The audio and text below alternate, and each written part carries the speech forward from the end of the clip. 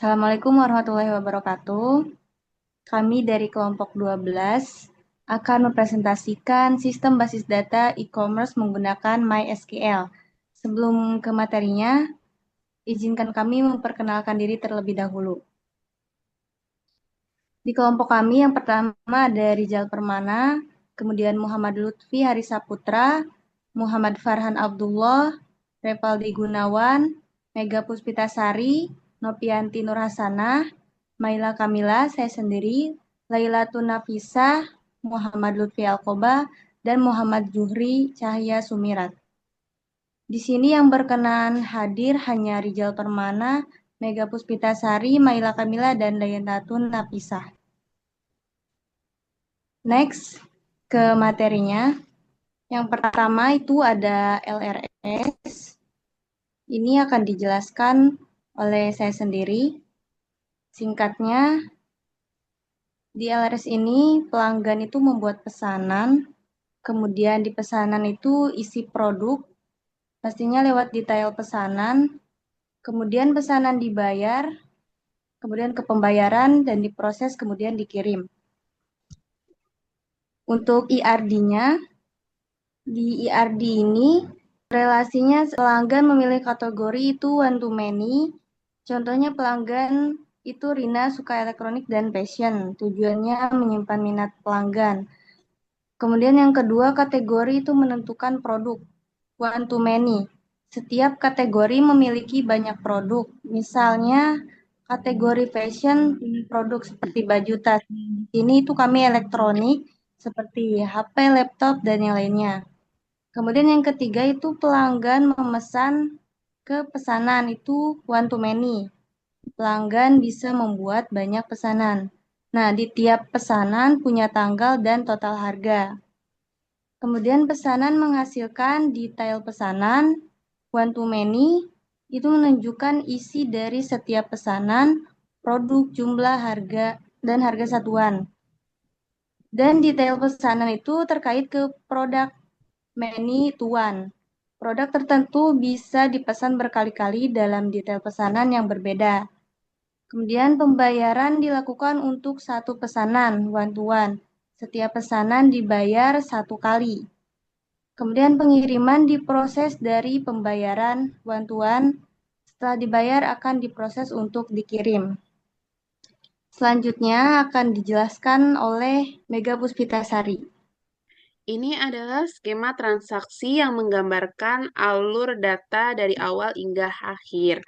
Yang pertama, saat pelanggan memesan, data disimpan di tabel pesanan yang mencatat ID pelanggan, tanggal pesanan, dan total harga. Yang kedua, produk yang dipesan dimasukkan ke tabel detail pesanan. Tabel ini mencatat produk apa saja yang dipesan, jumlahnya, dan harga saat transaksi.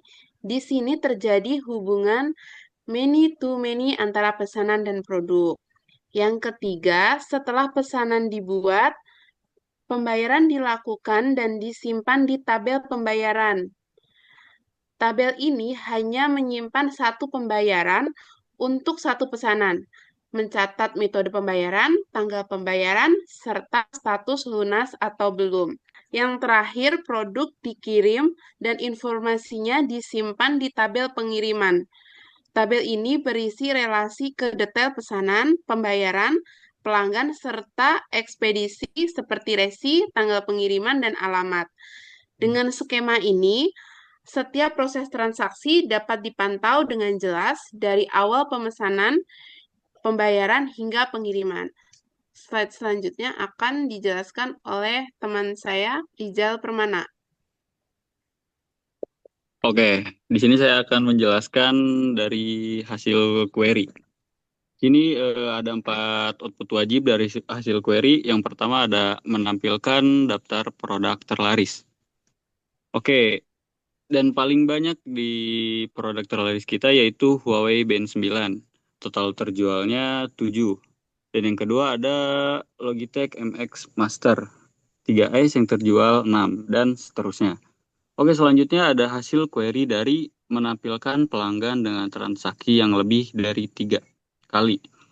Oke, nama yang pertama ada Putih Ratih Permadi, jumlah transaksinya adalah 4. Yang kedua ada Kamaria Napitupulu, sama jumlah transaksinya 4. Oke, yang ketiga ada hasil query dari total penjualan per kategori. Nama kategorinya yaitu ada smartphone, speaker, kamera, laptop, televisi, tablet, printer, mouse, router wifi, smartwatch, powerbank, dan earphone.